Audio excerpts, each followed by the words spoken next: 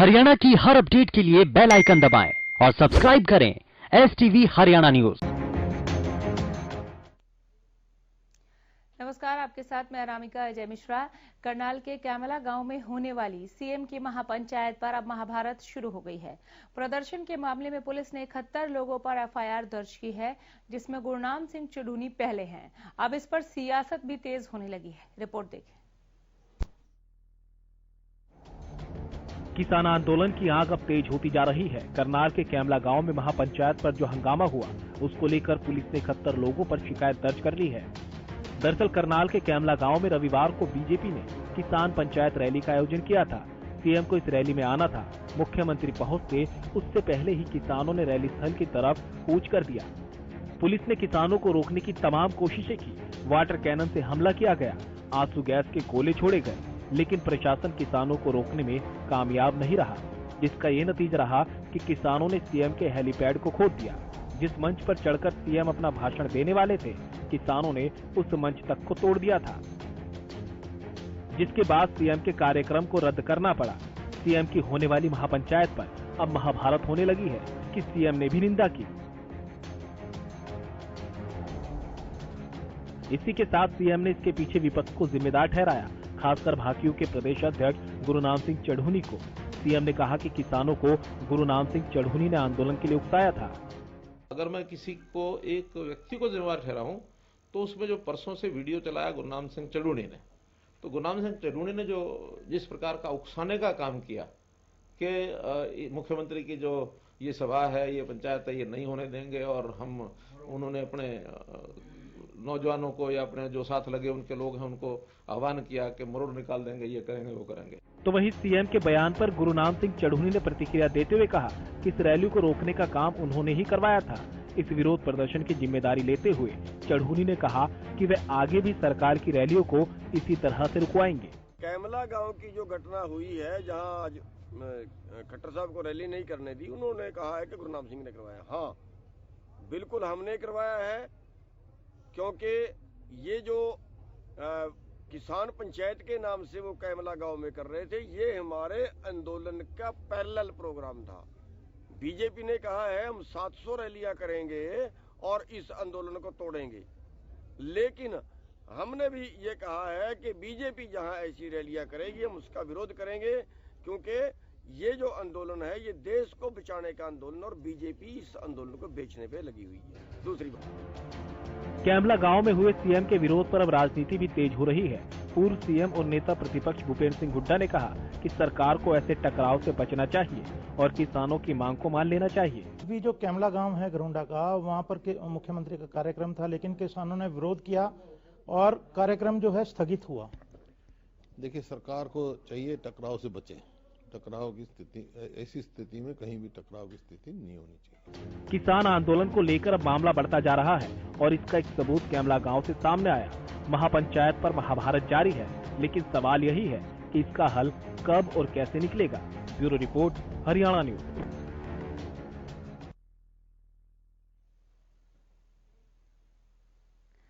आइए जानते हैं इस आंदोलन का आज अपडेट क्या है। हमारे संवाददाता लाजपत सीधे जुड़े हैं। लाजपत, वहां का हाल बताएं, किसानों से हुई बातचीत भी हम तक पहुंचाएं।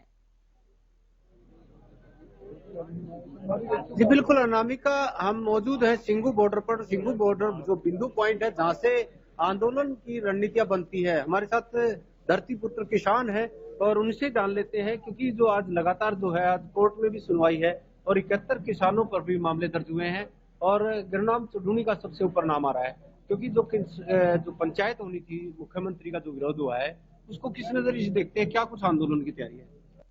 ये हमारे को तंग कर रहे हैं जी। मुख्यमंत्री साहब ने इसको मालूम होना चाहिए, किसान तो पहले बहुत दुखी है, किसान तो सड़कों पे बैठा है और ये रैलियों निकालने की इनको पड़ी हुई है। इसने जबरदस्ती रैली रखी है ग्राउंडा में, तो जो कतर किसानों पे हमारे पर्चा हुआ है वो उसकी हम निखेधी करते, बहुत माड़ा किया इन्होंने। ये तानाशाही सरकार है, तानाशाही कर रही है। अब दिल्ली में भी आज लमकाए इसलिए रहे थे क्योंकि ये आज सुनवाई है सुप्रीम कोर्ट में, तो चलो सुप्रीम कोर्ट हमारे हक में करेगी, क्योंकि हम सच्चे हैं, सच्चाई पे बैठे हुए हैं। तो कोर्ट पे कहीं ना कहीं विश्वास है।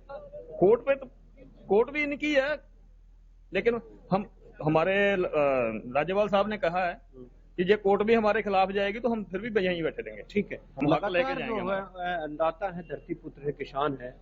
71 किसानों पे मामला दर्ज हुआ है। मुख्यमंत्री अपनी वो कर रहे थे, पंचायत कर रहे थे और आज कोर्ट में भी सुनवाई है और 26 जनवरी नजदीक है। क्या किस नजरिए से? सर जो बताया है इन्होंने कि जो बहुत तानाशाही सरकार है। देखो पर्चे अभी नहीं, पर्चे पहले भी इन्होंने बहुत किए हैं, पर हमारे किसान जो है पर्चों से डरते नहीं है। जितने मर्जी पर्चे कर लें कोई बात नहीं, पर हम ये मतलब कि अपना हक जो लेके छोड़ेंगे तब तक नहीं बैठेंगे। कोर्ट में आज सुनवाई है, क्या मानते हैं, किस नजरिए से देखते हैं? क्योंकि आज कोर्ट में सुनवाई है और लगातार जो है किसानों पे लगातार मामले दर्ज होते हुए नजर आ रहे हैं। देखो जी, ये कोर्ट है, जो कोर्ट के ऊपर हमें बहुत ज्यादा विश्वास है, लेकिन जो पीछे 370 धारा 35A जो इन्होंने तोड़ी है, वो काफी टाइम से, लंबे टाइम से कोर्ट में केस चल रहा था, लेकिन वो वन साइड केस हुआ। थोड़ा सा इस टाइम ये हमें लग रहा है कि कहीं ना कहीं अगर हमें कोर्ट ने इंसाफ नहीं दिया, क्योंकि आज ग्राउंड अगर हम देखें, चाहे तिकड़ी बॉर्डर है, सिंगू बॉर्डर है, जहां भी देखें सारे किसान रोड के ऊपर बैठे हैं। 80-80 साल के बुजुर्ग वो रोड के ऊपर बैठे हैं, उनकी तरफ देख के छोटे बच्चे हैं, हमारी माताएं बहनें वो सारी रोड पर है। ठीक है। ये बहुत गलत है। कोर्ट पर भरोसा है, लेकिन कोर्ट अगर हमारे हक पर नहीं खड़ा होगा तो फिर कहीं ना कहीं हमें बहुत ज्यादा दुख होगा अंदर से। जी बिल्कुल, नारी शक्ति है हमारे साथ बातचीत करने के लिए, उनसे बातचीत कर लेते हैं। जैसे कि किसान लगातार लड़ाई लड़ रहे हैं और मुख्यमंत्री की जो पंचायत का भी विरोध हुआ है, किसानों के ऊपर मामले दर्ज हुए, आप किस नजरिए से देखते हैं? मामले दर्ज हुए किसानों पर इनका किसानों पे कोई असर नहीं है, कोई भी असर। कितने मर्जी पर्चे करवा लें, जितने मर्जी करवा लें, किसान डटे हैं अपने हक के लिए।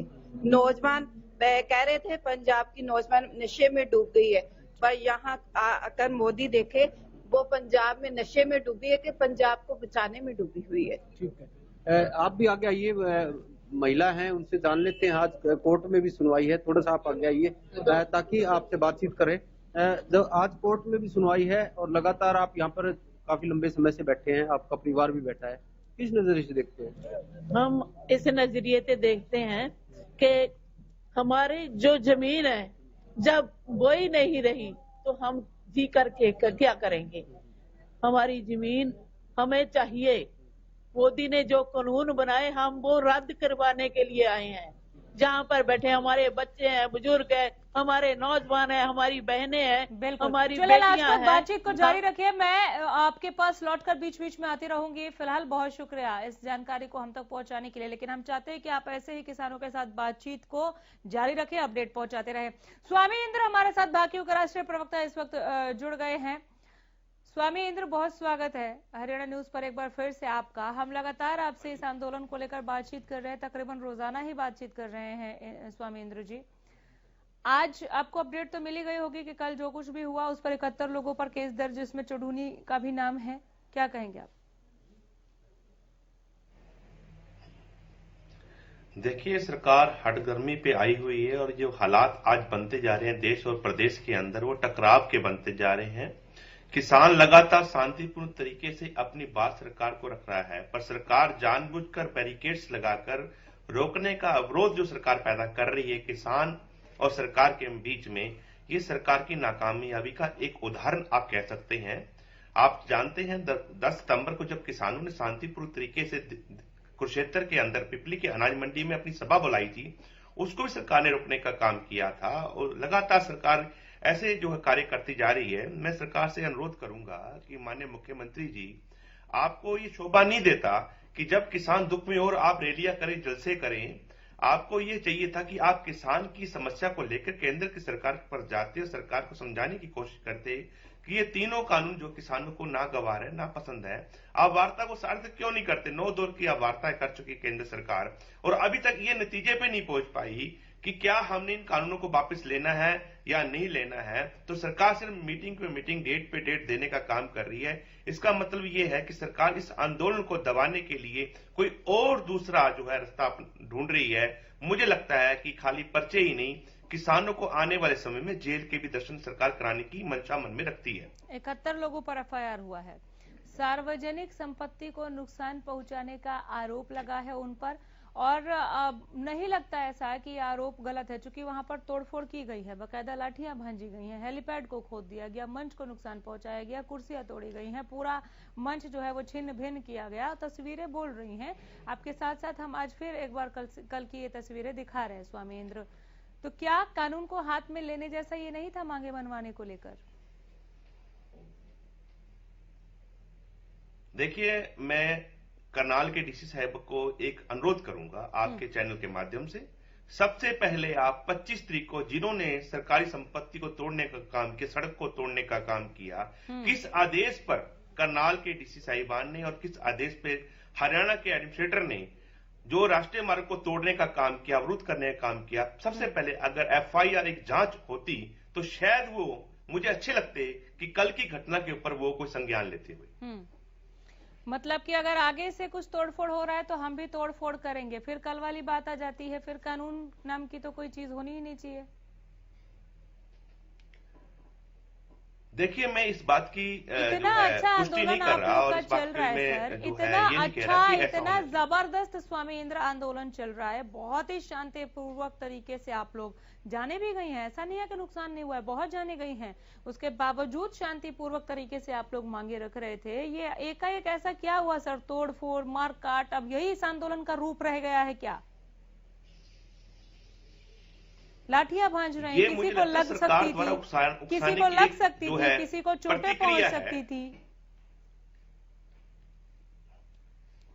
आप ये देखिए कि परसों मैं देख रहा था टीवी चैनल के माध्यम से कि कुछ किसान नेता डीसी करनाल से मिलने गए थे, उनसे बातचीत हुई थी और किसान नेताओं ने ये सरकार से अनुरोध किया था कि आप इस रैली को रद्द कर दीजिए, क्योंकि किसान जो है इस वक्त आंदोलन में है और सरकार जो जानबूझकर कुछ दिहाड़ीदारी लोगों को बिठाकर, और आपने देखा भी है कल कुछ भट्टा में मजदूरी करने वाले लोगों को उस रैली में ले जाया गया था। और किसानों का ये अनुरोध था कि आप हमारा विरोध प्रदर्शन को जो है शांतिपूर्ण से बनने दीजिए, हमें एक जगह मुहैया करा दीजिए जहां पे मुख्यमंत्री हमारे काले झंडों को देख सके। पर मैं समझता हूं कि प्रशासन ने भी ऐसा कार्य नहीं किया और सरकार के इशारे पर जानबूझकर किसानों को भड़काने के लिए जलती आग में घी का काम जो प्रशासन द्वारा और सरकार द्वारा किया गया है। सर, आपको सच में लगता है स्वामी इंद्र कल जो हुआ आप अपनी इन बातों से उसको ढक सकते हैं कि नहीं, उस पर कोई लीगल एक्शन नहीं बनता है? आपको सच में ऐसा लगता है स्वामी इंद्र? शांतिपूर्वक तरीके से भी हो सकता था, जो किसान जा रहे थे उनके हाथों में काले झंडे थे, वो शांतिपूर्वक भी हो सकता था, वो नारेबाजी में भी विरोध दर्ज करा सकते थे, तोड़फोड़ की जरूरत नहीं थी। अनामिका जी, आप भी अच्छी तरह जानती हैं कि जहां पर रैली स्थल था वहां पर पहले मीडिया को ही जाने नहीं दिया गया। मीडिया कर्मी भी किसानों के साथ ही जो है रैली स्थल पर पहुंचे हैं, उससे पहले हर प्रकार की पाबंदी लगाई गई थी। ना तो किसी का पक्ष रखने का मौका था, ना किसी को उसका विरोध करने का मौका था। सिर्फ प्रशासन द्वारा चारों तरफ से किसानों को रोकने के लिए यहाँ तक कि कैमला गांव के लोगों को भी रोका गया। ये जो उत्पात यहाँ मचा, जो बवाल हुआ, वो नहीं हुआ। शांतिपूर्वक आंदोलन को एक नया रूप देकर क्या आप लोगों ने खुद ही अपने आंदोलन को कमजोर नहीं किया? ये सवाल तब तक कायम रहेगा जब तक कि आप लोग बोलते नहीं कि हाँ तोड़फोड़ नहीं होनी चाहिए थी। तोड़फोड़ किसी भी तरफ से, अगर लाठियां उधर से भांजी जाती तो वो भी गलत था, लाठी आप लोगों ने भांजी वो भी गलत था। हमारे साथ प्रोफेसर वीरेंद्र सिंह चौहान जुड़ गए हैं, बीजेपी प्रवक्ता। चौहान जी नमस्कार, बहुत स्वागत है। जी धन्यवाद। स्वामी इंद्र हमारे साथ, भाकियू के राष्ट्रीय प्रवक्ता, जो ये कह रहे हैं कि कल जो मंच टूटा उससे पहले जो सड़क खोदी गई थी किसानों को दिल्ली जाने से रोकने के लिए, उस पर FIR हुआ क्या? सरकार जवाब दे। गजब की इनकी रीजनिंग है, मैं इनको प्रणाम करता हूँ।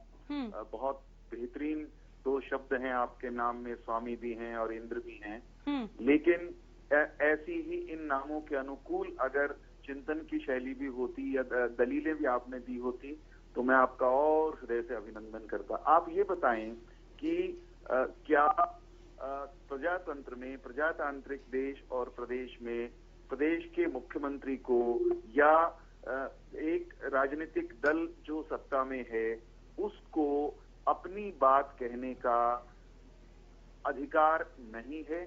क्या केवल उन किसानों को जो इन बिलों का विरोध कर रहे हैं उन्हीं की अभिव्यक्ति की आजादी है, उन्हीं को प्रदर्शन करने का या अपनी बात कहने का हक है।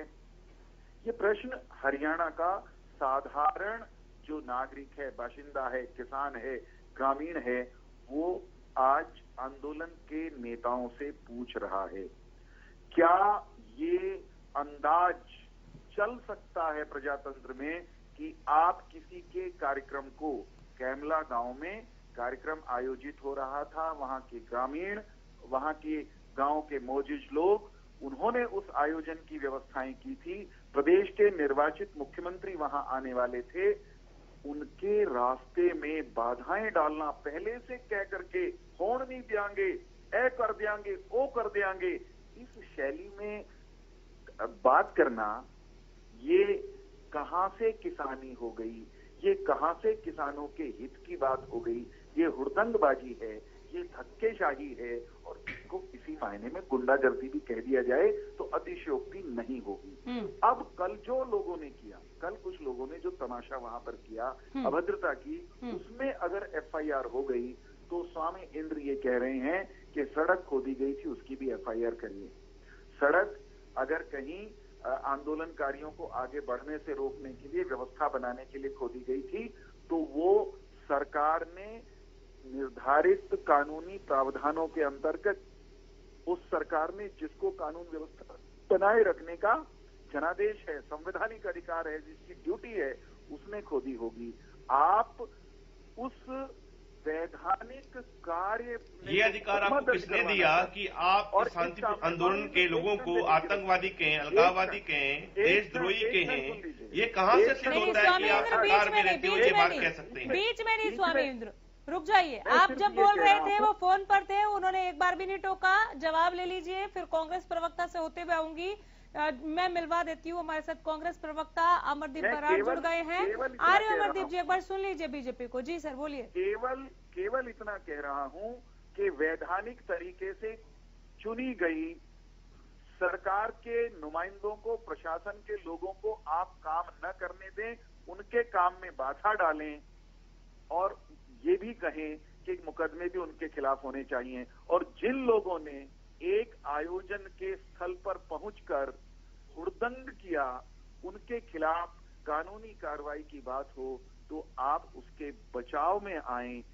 ये कौन सी दिशा में आप देश, प्रदेश और समाज को ले जाना चाहते हैं? दिल पे हाथ रख के सोचिए, आपको खुद ग्लानि होनी चाहिए। बिल्कुल। अमरदीप जी, क्या गलत कह रही है बीजेपी? हाँ जी, पहले तो बहन मैं आपका नाम जानना चाहूंगा जी, क्योंकि इसमें आसानी हो। अनामिका। अनामिका जी, करनाल में किसानों पर क्रूरता कर बीजेपी जेजेपी सरकार ने प्रदेश की अस्मिता पर हमला बोला है। कांग्रेस पर अनगढ़ आरोप मढ़ने व अन्नदाताओं के बलिदान को नकारने की बजाय जनता का भरोसा खो चुके हमारे हरियाणा प्रदेश के मुख्यमंत्री मनोहर लाल खट्टर जी, नैतिकता के आधार पर उनको इस्तीफा देना चाहिए, प्रदेशवासियों से माफी मांगनी चाहिए। बीजेपी का देखिए, आपने अभी बीजेपी के प्रवक्ता की भी भाषा सुनी, हरियाणा के मुख्यमंत्री की भाषा देखिए। किसान संगठन और उनके नेताओं को तथाकथित संगठन विरोधी नेता बता रहे हैं। इससे पहले इनकी कार्यशैली के कुछ मुख्य उप बिंदु रहे हैं, जैसे पिपली में किसान आंदोलन पर लाठियां बरसाएगी, सैकड़ों किसान घायल हुए, सरकार ने कहा कि कोई घायल नहीं हुआ, किसी को चोट नहीं लगी। इससे जब किसान दिल्ली के निकले, उनको रात उनके नेताओं को पूरे हरियाणा में हिरासत में लिया, धरपकड़ की गई, वाटर कैनन का प्रयोग किया गया, आंसू गैस के गोले फेंके गए, हाईवे उखाड़ दिए गए, किसानों को विभिन्न दिंगाई विदेशी एजेंट बताया गया, खालिस्तानी बताया गया, किसान के सम्मान को बार बार चोट पहुंचाने का काम किया है बीजेपी सरकार ने। और जो मुख्यमंत्री जी की कार्यशैली और उनके लोगों ने हमेशा किसानों को विभिन्न शब्दों से अपमानित करने का प्रयास किया है। एक तरफ अब केंद्र सरकार और किसान संगठनों के बीच वार्ता जारी है, कानून को रद्द करने के विषय में अभी 15 जनवरी को अगली बैठक होनी है। ऐसे में खट्टर साहब अलग से किसानों को क्या समझाने जा रहे थे? आपको क्या पता है? अमरदीप जी क्यों नहीं कर सकती करने देंगे हरियाणा में अगर दूसरे दल के लोग? कैसा लगेगा आपको? हाँ, क्या गुंडागर्दी है ये? क्यों नहीं कर सकती सरकार रैली? फिर आप बोलना पड़ेगा, बीच में मत बोली, मेरी बात किसने को आपको पूरा ये होने अधिकार दिया? किसने मेरे आपको को- ये अधिकार दिया? किसने आपको ये अधिकार दिया कि आप दूसरों के कार्यक्रम में दखल डालें? आप अपना कार्यक्रम करिए, विरोध करिए। कल को कांग्रेस भाई, पार्टी नहीं कार्यक्रम कर करेगी सकते। और उसमें कोई आप दूसरे दल के लोग आके हुड़दंग करेंगे, फिर आप कहेंगे प्रजातंत्र की हत्या हो गई। की जमीन खो सकते हैं, किसान की जमीन उसका बेटा बेटी होता है, अगर आप उस पर हाथ डालेंगे तो किसान आपके झूठे लोगों अमरदीप, झूठे एक सेकेंड, लोगों एक किसान की जमीन कहीं नहीं जा रही। मत फैलाओ भ्रम, मत किसान को गलत रास्ते पर लेकर जाओ। एक किसान की जमीन कहीं नहीं गई, एक किसान की जमीन कहीं नहीं जाने वाली। झूठ मत फैलाओ टेलीविजन चैनल पर बैठकर, यही झूठ फैला फैलाकर किसान को गुमराह कर रहे हो। हरियाणा को किस दिशा में ले जाना चाहते हो? आपने हमेशा भाईचारा खराब करने की राजनीति की है बीजेपी सरकार ने। तुम खराब कर रहे हो, ये कह रहे हो कि किसान की जमीन जा रही है। किसने कहा किसान की जमीन कहीं जा रही है या चली गई? इतना अरे किसान कह रहा है भाई, किसान को भड़काओगे और नाम रखोगे, दोष दोगे भारतीय जनता पार्टी को। ये चलेगा क्या? ये कौन सा हरियाणा बनाना आप चाहते हो? दोनों शांत रहिए, एक सेकंड, आप दोनों चुप हो जाइए। एक सेकंड, चौहान जी आ रही हूँ मैं। अमरदीप जी, आपने एक बात कही कि इनको क्या जरूरत थी कि ये बीच में एक रैली करें और किसानों से बात करें, क्यों नहीं कर सकते? क्या इस लोकतंत्र में केवल वो लोग ही बोल सकते हैं जिसे आप चाहे, जिसे कांग्रेस चाहे, या जो लोग इस वक्त दिल्ली की सीमाओं पर बैठे हैं? बहुत ही शानदार इस वक्त जो आंदोलन है वो हो रहा है दिल्ली पर। अमरदीप जी, बात पूरी होने दीजिए, बीच में आपको भी बोलने की एक बहुत बुरी आदत दिख रही है मुझे। दिल्ली की सीमाओं पर बैठकर किसानों का आंदोलन चल रहा था, आप कह रहे हैं कि इन्होंने किया तो क्या ये जायज था? ये तोड़फोड़ जायज था? अनामिका जी, मेरी बहन, मैं आपको एक बात बताना चाहता हूँ, शायद आपको पता भी होगी। जब अम्बाड़ा में हमारे मुख्यमंत्री जी हरियाणा प्रदेश के मनोहर लाल खट्टर जी को 2.5 घंटे एक रेस्टोरेंट में, होटल में बैठकर बिताना पड़ा किसानों के विरोध के पश्चात, तो पता है इनके एमएलओ को लोग नहीं गांव में बढ़ने दे रहे, इनके एमपीओ ने क्या भाषा प्रयोग कर रहे हैं किसानों के लिए। ये मेरे सवाल का ये जवाब नहीं हुआ सर, मैं हैरान हूँ। आप प्रवक्ता हैं कांग्रेस के, इतने बुद्धिजीवी हैं, आप कह सकते हैं कि तोड़फोड़ नहीं होनी चाहिए थी। काले झंडे लेकर वो विरोध प्रदर्शन कर रहे थे, लेकिन लाठियां भांजकर सार्वजनिक संपत्ति को नुकसान पहुंचाना ये ठीक नहीं था। अगर आप ये कह रहे हैं, नहीं सर, कानून व्यवस्था किसी भी तरफ से, प्रशासनिक या सरकारी तरफ से भी भंग नहीं होनी चाहिए थी, या दूसरे पक्ष से भी। आप इसको कहने में इतना समय क्यों ले रहे हैं, मुझे समझ में नहीं आ रहा। नहीं आ रहा सर, नहीं सर, इस पर आप कुछ बोल ही नहीं रहे, आप गोल गोल घुमा रहे हैं। भाषण के लिए थोड़ी ना जोड़ा है। आप दोनों का मैं शुक्र अदा करती हूँ, बहुत शुक्रिया अदा। स्वामी इंद्र, 71 नाम सामने आए हैं जिन पर एफआईआर हुआ है। मैं आपसे जानना चाहती हूँ कि उसमें गुरनाम चढ़ूनी का नाम सबसे ऊपर है। अब अगला जो है आप लोगों का जो स्ट्रेटेजी होगी, अगला जो कदम होगा वो क्या होगा, और वो क्या पहले आंदोलन की जो हमने 46 दिन देखे हैं, 45 दिन देखे हैं, वैसा शांतिपूर्वक होगा या कल की तरह बवाल होगा? देखिए, मैं प्रदेश की सरकार से हाथ जोड़ के बेनती करना चाहता हूं कि किसान के सेंटिमेंट से ना खेलें। किसान इस वक्त आंदोलन में है और सरकार का फर्ज बनता है कि इस आंदोलन में सरकार किसान के साथ कंधे से कंधा मिलाकर काम करती तो हमें बड़ी खुशी होती। पर आज सरकार किसान को जानबूझकर उसके आंदोलन को प्रभावित करने के लिए जो है अलग अलग बयान देती है, अलग अलग तरीके से किसान को दबाने और कुचलने के लिए प्रशासन के द्वारा जो है दमनकारी तरीके से किसान को दबाया जा रहा है। तो प्रदेश सरकार कम से कम इस दुख की घड़ी में किसान के साथ खड़ी होकर काम करे, ना कि एक कॉर्पोरेट घराने का। सर आगे का बताइए, आप कदम क्या उठाएंगे? ऐसे ही बवाल पूर्वक कार्य होंगे या शांतिपूर्वक जो आंदोलन आप लोग कर रहे थे वही होगा?